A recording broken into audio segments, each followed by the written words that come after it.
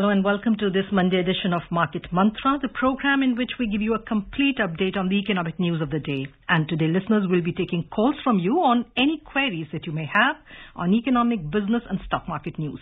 But do remember that we do not address company-specific queries.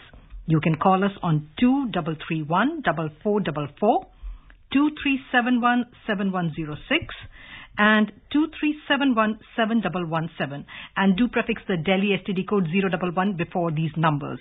I am Anubha Rohatgi and with me is my co-anchor in Hindi, Vishal Sharma. नमस्कार, market मंत्र में आप सभी का स्वागत। आधे घंटे के इस कार्यक्रम में देंगे आपको ताजा आर्थिक समाचार। आज सोमवार है, कार्यक्रम में आपके सवाल भी लेंगे। आर्थिक, व्यापारिक और शेयर बाजार से जुड़े किसी भी विषय पर आप प्रश्न पूछ सकते हैं। यहां बता दें कि कार्यक्रम में किसी कंपनी विशेष या स्टॉक के बारे में जानकारी नहीं दी जाती है। प्रश्न पूछने के लिए आप इन नंबरों पर हमें फोन कर सकते हैं 23314444, 23717106 और तीसरा नंबर है 23717117। हमारे दिल्ली से बाहर के श्रोता इन नंबरों से पहले 011 लगाना ना भूलें। प्रश्नों के जवाब देने और चर्चा के लिए हमारे साथ आज स्टूडियो में ऑनलाइन आमंत्रित हैं वरिष्ठ आर्थिक विश्लेषक डॉक्टर यामिनी अग्रवाल। डॉक्टर यामिनी, कार्यक्रम में आपका स्वागत। नमस्कार। नमस्कार, धन्यवाद। और सबसे पहले हेडलाइंस के साथ हैं Anubha. Thank you, Vishal. Pairing early sharp gains, Sensex climbs 226 points, Nifty adds 46 points. Finance Minister Nirmala Sitharaman launches a national monetization pipeline in the capital. Infra assets worth 6 lakh crore rupees across rail, road, power sectors to be monetized over 4 years. And after 7 straight months of net inflows, gold exchange trade funds witness an outflow of 61 crore rupees. शुरुआती तेज बढ़त गंवाकर Sensex 226 अंक चढ़कर हुआ बंद। Nifty में 46 अंक की वृद्धि। वित्त मंत्री निर्मला सीतारामन ने नई दिल्ली में राष्ट्रीय मुद्रीकरण पाइपलाइन की शुरुआत की। रेल, सड़क, ऊर्जा क्षेत्र की 6 लाख करोड़ रुपए से अधिक की अवसंरचना परिसंपत्तियों का मुद्रीकरण किया जाएगा। और लगातार 7 महीने तक निवेश के बाद गोल्ड एक्सचेंज ट्रेडेड फंड्स में जुलाई माह में 61 करोड़ रुपए से अधिक की निकासी।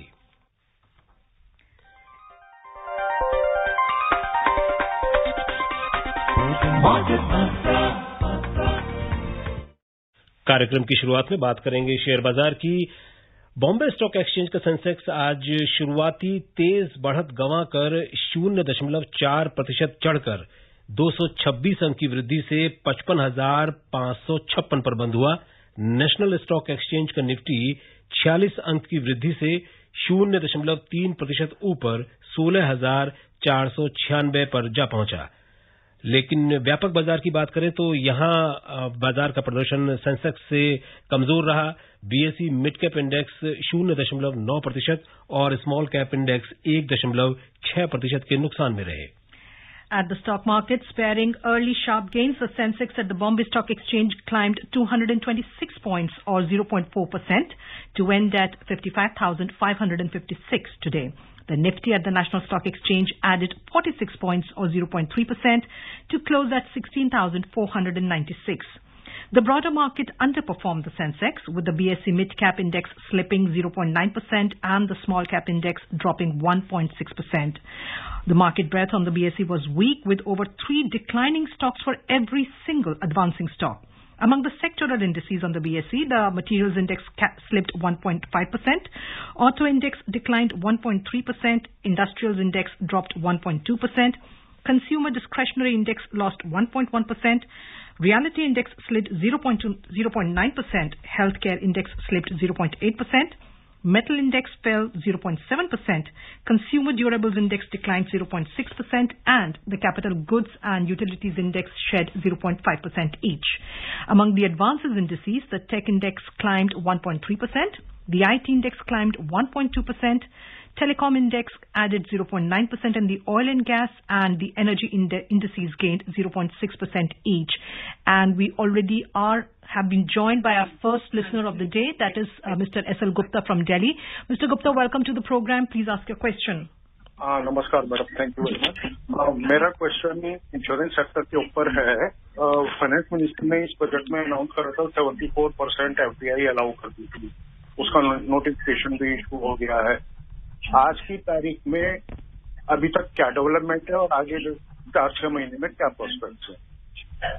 थैंक यू जी ओवरऑल कोशिश की गई थी कि बजट में ये जो प्रावधान किया जाए उसके द्वारा इंश्योरेंस सेक्टर कैपिटल प्रोवाइड किया जाए, क्योंकि कोविड के चलते और बाकी चीजों के तहत इंश्योरेंस सेक्टर में कैपिटल की कमी नजर आई थी और आज के समय में ये नोटिफिकेशन आ गया है तो उसके तहत आगे कैपिटल आने की उम्मीद है इस सेक्टर में। जी, और कोलकाता से अतनु साहा हमारे साथ फोन लाइन पर हैं। हेलो जी। हेलो जी हाँ जी, कार्यक्रम में स्वागत है आपका। हाँ नमस्कार, my name is Atanu Saha, calling from Kolkata. My question is what's difference between sole proprietorship firm and partnership firm and then promoting as a listed company? धन्यवाद। Sole proprietary means when a person as an individual owns a business and runs that business. In a partnership, two people to a number of people get associated and organize a business and start a business. It's mostly identified as a partner where there is unlimited liability. Even in sole proprietorship, there is unlimited liability. As far as a company is concerned, there is limited liability to the extent of the subscription you make for the equity shares into the company. And there is ownership and management which is divided over there. And so for a listed company, a company which gets listed with the stock exchange is a listed company. And the next listener now is from Delhi, Mr. Satish. Mr. Satish, welcome to the program. अपना सवाल पूछें please. Madam पिछले 2 साल से dollar जो है ना वो 74-75 पे रुका हुआ है मैडम। इसके बावजूद भी ना जो भारत का रुपया वो बहुत ज्यादा वीक होता जा रहा है, वो बहुत ज्यादा उसकी वैल्यू कम होती जा रही है। जैसे लोहा है वो जनवरी में ना 4000 का क्विंटल था, आज वो 6000 का। आज जनवरी से अब तक कोई भी सामान को आप कंपेयर करेंगे ना तो 50%, 75% सबकी बढ़ोतरी हो रही है। तो मैडम जब डॉलर रुका हुआ है फिर क्यों वीक होता जा रहा है अपनी मार्केट में रुपया? धन्यवाद जी। ओवरऑल स्टेबल है, रुपया वीक नहीं हो रहा है। अगर आप जैसे कह रहे हैं 74 है, वैसे ही अगर आप देखें तो रुपये ओवरऑल जो पोजीशन है वो स्टेबलाइज रखी जा रही है। उसका फायदा ज्यादातर एक्सपोर्टर्स को मिलता है क्योंकि उससे कॉम्पिटिटिवनेस बढ़ती है। हमारे 650 बिलियन US डॉलर्स के रिजर्व हैं, तो जो स्थिति है रुपये की वो काफी हद तक स्टेबल है। Dr. Agarwal, we were just, before we started taking the calls, we were talking about how the markets behaved today. And of course, both the major indices, they closed higher. But if we talk about the broader markets, we've been seeing, especially in August, that the broader markets have continued to remain under pressure, and both the small cap and the mid cap indices have been, underperforming the main market. Why is that? Well, the overall market seems to see a lot of volatility, primarily because of the tapering of the Fed talking about how the monetary stimulus may be withdrawn by the buyback of buyback of the bonds which are there, which is likely to be stopped or tapered, not stopped. But when we talk about the overall markets, they are also responding to the Delta variant, which is causing a lot of infections and a rise in the infections of the COVID cases. So overall market is volatile because of that. Also, the China's crackdown on the regulatory factor is one of the other factors which is affecting the market. So the global clues had an impact on the overall stock markets, but they continue to remain in the positive territory, especially for the large stocks, primarily because of the economic recoveries and a strong stimulus given to the infrastructure sector. Since mid-caps and small caps are very risky stocks, people tend to bring about a sell-off when the markets reach a peak, and they may not like to take the risk in those particular stocks. So would you say that this underperformance is likely to continue for some more time in the mid-cap and small-cap indices? Well, I don't think so, because volatility is likely to continue, but people will start picking up the mid-cap and small-cap stocks because they offer more returns than the large caps. जी, doctor Yamini, यहाँ आपसे जानना चाहेंगे कि अब जैसे कि तिमाही नतीजों का सीजन अब लगभग समाप्त हो चुका है और आज बाजार के इस कारोबारी सप्ताह का पहला दिन है। इस पूरे कारोबारी सप्ताह में आपको क्या लगता है कि ये उतार चढ़ाव बना रहेगा या बाजार में थोड़ा सा तेजी का एक मूवमेंट देखने को मिलेगा? यानी कि बाजार की चाल किन कारकों पर इस सप्ताह, पूरे कारोबारी सप्ताह के दौरान निर्भर रहने वाली है? ये देखिए, ओवरऑल ग्लोबल फ्लूज काफी इफेक्ट करेंगे। एक तो डेल्टा वेरिएंट कितना इफेक्ट करता है और थर्ड वेव की जैसे आने की आशंका हो रही है, उसका असर काफी स्टॉक मार्केट्स पे रहेगा। ऐसे ही यूरोप में पीएमआई का जो रिजल्ट्स हैं उनका इफेक्ट और जो यूएस का मैक्रो इकोनॉमिक डेटा है उसका असर भी हमें स्टॉक मार्केट्स पे दिखेगा। हम डोमेस्टिक सेक्टर में कोई स्पेसिफिक ट्रिगर्स नहीं है।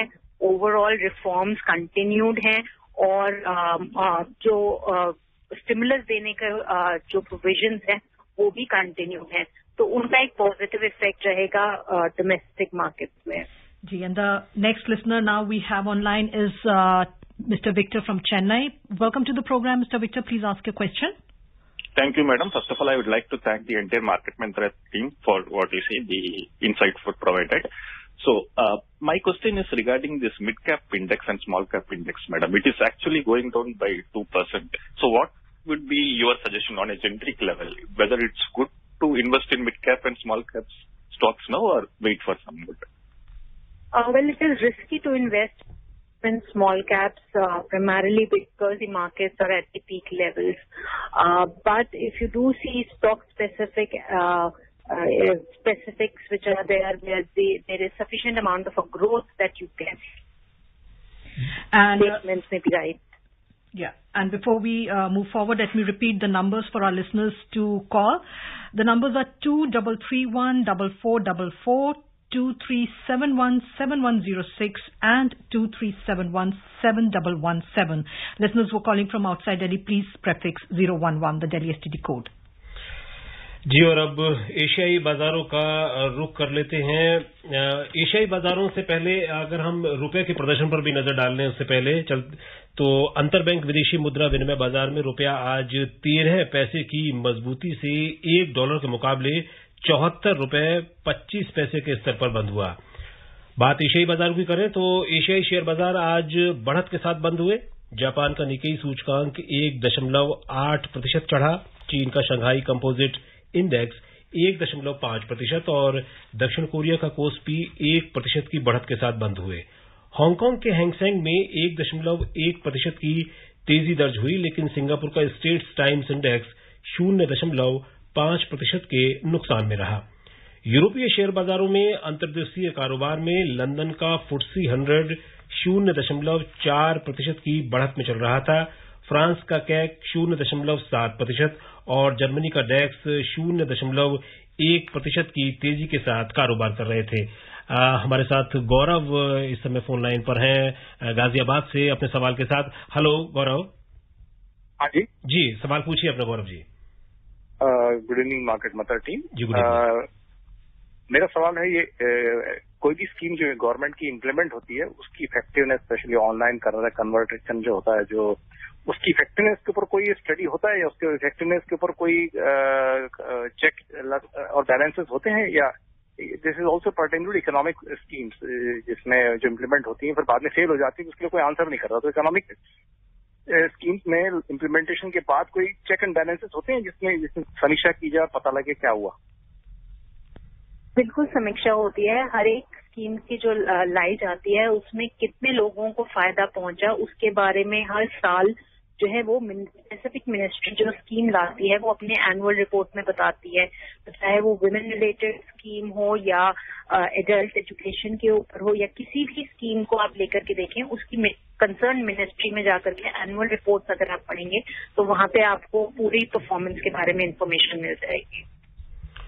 जी, और सवाल जवाब का सिलसिला आगे बढ़ाने से पहले लेंगे एक ब्रेक। बड़े भैया इस कहावत को जरा एक्सप्लेन तो करिए कि आंख झपक जाए और अवसर बीत जाए। अरे छोटे, मतलब ये कि अगर आप निवेश करने के बाद उसे भूल जाएंगे तो उसे बेहतर बनाने के मौके आके चले जाएंगे। वो तो ये बात है। हाँ छोटे, निवेश के बाद उस पर निगरानी रखिए, आंखें मूंद कर सोते मत रहिए। बड़े छोटे। भारत के सबसे बड़े स्टॉक एक्सचेंज NSE द्वारा निवेशकों के हित में जारी। सोचकर समझकर इन्वेस्ट कर। Welcome back to Market Mantra today, where we are taking calls from your listeners, and we already have the next caller online. That is Mr. J.S. Saluja from Delhi. Mr. Saluja, welcome to the program. Please ask your question. Good evening to Yamini ma'am and the team. This is J.S. Saluja. My question is that whenever a company declares bonus, then say in the ratio of 1:1 or 1:2, then is it advantageous for the investors? Because the rate of the share will also fall accordingly. But is it that the rate comes back to the original level and hence the investor gets the profit? Please elaborate, please explain. Thank you. When a bonus issue is brought about, the total volume of the shares in the market tends to increase, and hence the price at that initial point when the bonus issue is brought about decreases. But because the market sees a lot of opportunity of growth, and because the company is seeing a lot of growth in that company, there is capital appreciation which adds on to the value of the shareholders at a later stage. जी, और पुणे से सवाल पूछना चाहते हैं Sunil. Hello जी, सुनील जी, कार्यक्रम में स्वागत। सवाल पूछिए अपना। मेरा सवाल क्रिप्टो करेंसी के बारे में जी। इस क्रिप्टो करेंसी को RBI ने मान्यता दी है कि नहीं दी, और उसका क्रिप्टो करेंसी इंट्रोड्यूस किस लिए की है? Thank you. क्रिप्टो करेंसी जो है उसमें RBI ने मान्यता नहीं दी है, और बैंक्स को खास तौर पे मना किया गया है कि किसी भी क्रिप्टो करेंसी में ट्रेडिंग ना की जाए। क्रिप्टो करेंसी जो है लागू नहीं की जाती, ये अपने आप करेंसी जो है मार्केट में होती है जिसमें ट्रेडिंग होती है। इसके डिफरेंट तरीके हैं माइनिंग के, जिससे वो पैदा की जाती है, और इसके अंदर कोई इंट्रिंसिक वैल्यू नहीं होती। इसलिए ज्यादातर गवर्नमेंट इनके ऊपर जो है दिशा निर्देश देती हैं कि उनके ऊपर ट्रेडिंग ना की जाए। And now we have Mr. Sanket from Kanpur online with us. Welcome to the program, Mr. Sanket. Please ask your question. Saket Soni बोल रहा हूँ कानपुर से। साकेत जी, माफ करिएगा, अपना सवाल पूछें। पूरी मार्केट मंत्रा टीम को मेरा नमस्ते। नमस्कार। मेरा सवाल ये है कि इस समय टेलीग्राम चैनल पे या यूट्यूब में बहुत से टिप्स देने वाले कंपनीज की बाढ़ आई हुई है जो इन्वेस्टमेंट टिप देती है, तो मैं उसके बारे में, उनकी ऑथेंटिसिटी के बारे में मैडम से सवाल पूछना चाहता था। जी पूछें। जी बताएं। तो मैं पूछना चाह रहा था मैडम कि इनकी ऑथेंटिसिटी कुछ होती कि केवल एक पैसा कमाने का एक माध्यम बनाए हुए हैं जो ये लिंक प्रोवाइड करते हैं या टिप्स देते हैं? जी, निवेश करने के तरीके यही होते हैं, अच्छे तरीके से उस कंपनी के बारे में जाने, उस कंपनी के जो प्रमोटर्स हैं उनके बारे में जाने, वो बिजनेस क्या करती हैं, उस बिजनेस में क्या ग्रोथ है, और उसके जो अकाउंटिंग रेशियोज हैं, प्रॉफिटेबिलिटी, लिक्विडिटी, सॉल्वेंसी, एक्टिविटी, इन रेशियोज के बारे में पता करें, उनकी PE रेशियो कैसी है और मार्केट में आगे रुझान कैसा है, वो सब पता करके फिर ही निवेश करें। ज्यादातर अच्छे प्रकाशन जो होते हैं, जो आपको प्रिंट मीडिया में मिल जाएंगे या न्यूज मीडिया में मिलेंगे, वो एक ज्यादा ऑथेंटिक सोर्स होते हैं। And before we move on with our next listener, let's have a look at some more news stories. Union Minister for Finance and Corporate Affairs Nirmala Sitharaman launched the National Monetization Pipeline NMP this evening in New Delhi. The NMP comprises a 4-year pipeline of the central government's brownfield infrastructure assets. Besides providing visibility to investors, the NMP will also serve as a medium-term roadmap for the asset monetization initiative of the government. Speaking on the occasion, Ms. Sitharaman said the National Monetization Pipeline talks about brownfield assets where investment is already being made and where there are assets either languishing or not fully monetized or underutilized. She said brownfield infrastructure needs to be better monetized. The Finance Minister said by bringing in private participation, the government is going to monetize assets better, and with whatever resources obtained by monetization, the government will be able to put in further investment into infrastructure building. Giving a presentation, the Niti Aayog CEO Amitabh Kant said infra assets worth 6 lakh crore rupees across rail, road, power sectors are to be monetized over 4 years. Dr. Agarwal, when it's a very important announcement that has come about today, something which the finance minister had talked about in her budget speech as well. So, given the fact, one of the important points in this was that the ownership will remain with the government, whatever assets are going to be monetized, and it will be mandatorily handed back to the government after a due time. The government finance minister was very clear that the government is not selling its assets for good. So what, in fact, is the overall picture? Like, what is the most important points coming out of this announcement? See, usually within an infrastructure project, since there is long gestation periods, the requirement for capital is high. And because of that, a lot of infrastructure projects are not completed. So on the basis of build, operate and transfer or other project management techniques, private participation for capital is used in asset monetization. And that capital then generates, possible ways of funding infrastructure projects and the different developments that the economy needs for bringing down costs as well as overall economic growth and development. So this is a very important announcement which has been made, which is likely to provide capital to the infrastructure project. जी, और अशोक मोदी नगर से अपने सवाल के साथ हैं. Hello Ashok जी. जी अशोक जी, सवाल पूछिए अपना. हेलो. हाँ अशोक जी, हम आपको सुन पा रहे हैं. आप सवाल पूछें. आ रही है क्या? जी बिल्कुल आ रही है, आप सवाल पूछें. अच्छा ठीक है जी. तो मेरा सवाल यह है कि इस बार जो रिटर्न भरने हैं हमें, तो उसमें डिविडेंड जो है ना, उन्होंने टीडीएस काटा हुआ है, लेकिन कुछ पे काटा है, कुछ पे नहीं काटा, और 26 एएस में भी शो नहीं कर रहा. तो हम कैसे करें उसको, रिटर्न को, डिविडेंड का या जो टैक्स है उसके बारे में हमें बताइए जरा. मार्केट के बारे में बता दीजिए. आपकी डिविडेंड इनकम आपकी ओवरऑल इनकम में ऐड होगी, इनकम फ्रॉम अदर सोर्सेज में, क्योंकि आप जो के हाथ में है तो आपको उसे ऐड करना होगा, और जो भी टैक्स स्लैब आपका बैठेगा उस पर टैक्स पे करना होगा. बात यामिनी जी हम कर रहे थे राष्ट्रीय मुद्रीकरण पाइपलाइन की, एनएमपी की, जिसका कि आज वित्त मंत्री ने शुरुआत की है.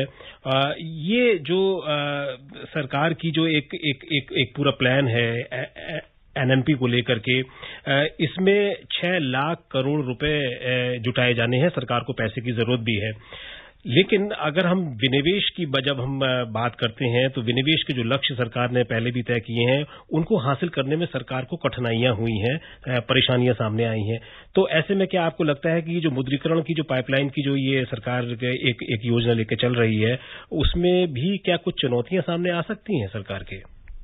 जी बिल्कुल, क्योंकि इंफ्रास्ट्रक्चर प्रोजेक्ट्स में बहुत सारे प्राइवेट कंपनीज ऑलरेडी इन्वेस्टेड हैं और हो सकता है वो निवेश ना कर सके. तो वहाँ पे पब्लिक पार्टिसिपेशन के द्वारा अगर निवेश लाया जाता है या ऐसी कंपनी से जैसे फंड रिलीज किए जाते हैं बोर्ड के थ्रू या किसी और के थ्रू, तो ज्यादा फायदेमंद भी रहेगा. पर क्योंकि प्राइवेट कंपनीज जब कुछ इंफ्रास्ट्रक्चर प्रोजेक्ट्स में अच्छी अपॉर्चुनिटी देखती हैं, तब वो निवेश करने की कोशिश कर सकती हैं. तो कुछ चैलेंजेस रहेंगे निवेश के लिए, क्योंकि प्राइवेट सेक्टर में अभी कैपिटल बहुत अच्छा नहीं है. पर अगर वो अपॉर्चुनिटी देखते हैं तो निवेश जरूर आ सकता है. जी, और अब रुक करते हैं अगली खबर का. लगातार 7 महीने तक निवेश के बाद गोल्ड एक्सचेंज ट्रेडेड फंड्स में जुलाई माह में 61 करोड़ रुपए से अधिक की निकासी हुई है. Association of mutual fund of India AMFI द्वारा जारी आंकड़ों से पता चलता है कि निकासी के बावजूद जुलाई माह में गोल्ड ईटीएफ फोलियो की संख्या बढ़कर 19,13,000 हो गई, जबकि इससे पिछले महीने ये संख्या 18,30,000 थी. इस वर्ष पहले 6 महीने के दौरान निवेशकों ने गोल्ड ईटीएफ में 3,107 करोड़ रुपए का निवेश किया. Dr. Agarwal, like Vishal just said that in July there was a net outflow, in fact, of 61 crore rupees from the ETF, gold ETF. But we are also seeing on the other side that the number of folios went up. So how do you explain this dichotomy?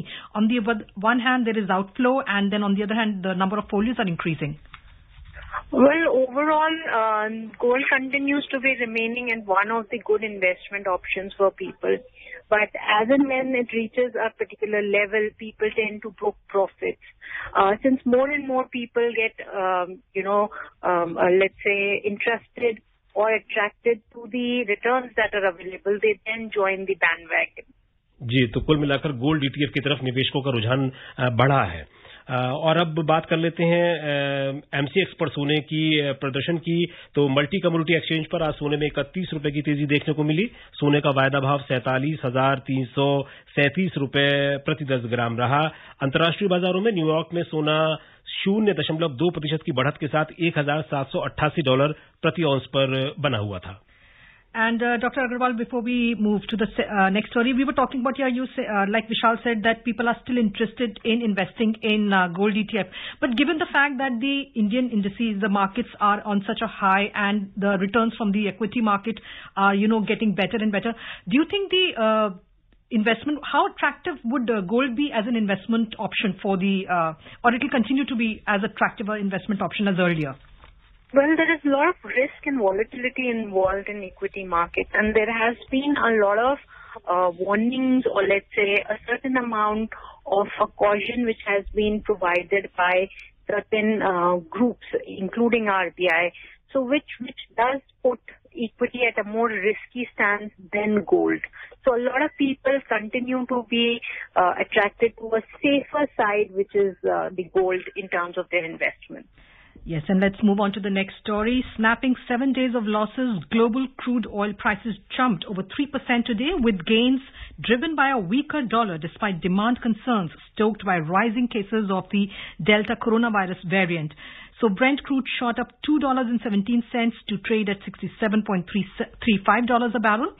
US crude futures spurted $2.11 to $64.25 a barrel. And here we'll take leave from Dr. Agarwal. Dr. Agarwal, thank you so much for joining us on the program and answering the queries of our listeners. And now, before we close, let's have a look at the headlines again. Pairing early sharp gains, Sensex climbs 226 points, Nifty adds 46 points. Finance Minister Nirmala Sitharaman launches the National Monetization Pipeline in the capital. Infra assets worth 6 lakh crore rupees across rail, road and power sectors to be monetized over 4 years. And after 7 straight months of net inflows, gold exchange trade funds witness an outflow of 61 crore rupees. शुरुआती तेज बढ़त गंवाकर Sensex 226 अंक चढ़कर हुआ बंद। Nifty में 46 अंक की वृद्धि। वित्त मंत्री निर्मला सीतारामन ने नई दिल्ली में राष्ट्रीय मुद्रीकरण पाइपलाइन की शुरुआत की।